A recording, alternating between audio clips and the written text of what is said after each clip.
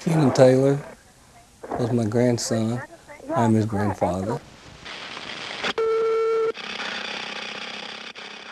He was put into his father's custody, and I think the strain of taking care of 3 kids took a toll on the father, and he started abusing them.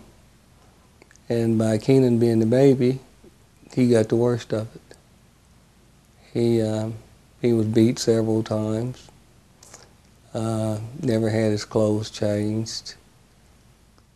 His dad said that he accidentally scalded him, but when we got to court, they proved that he had poured water, scalding hot water on him, and locked him up in the closet afterwards. And he went into compulsion, and he died. He was unrecognizable. We had to have the funeral so quick because his body was decomposing too quick from all the hot water that was poured on him. And they proved that in court that it was poured directly. It wasn't spilled.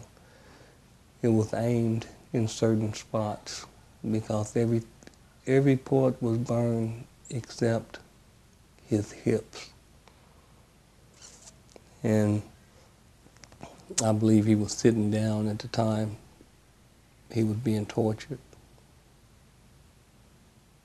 As you could see from some of the pictures, he was a happy kid. He always talked in a whisper, that I remember. Never was loud.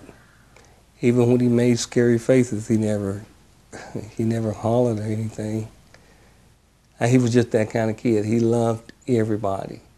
I mean, he would have been easy to take if he was left out in the park because he was just so lovable that he didn't fear anybody. He just walked up and hugged everybody or every kid that he seen. I woke up the other morning thinking that this was the month that he died, and this was the month of his birthday. And every June since he died, I have, been able to live through it up until this month. Whenever it comes to June, I get to thinking about what he went through and how he never got a chance to see his 3rd birthday.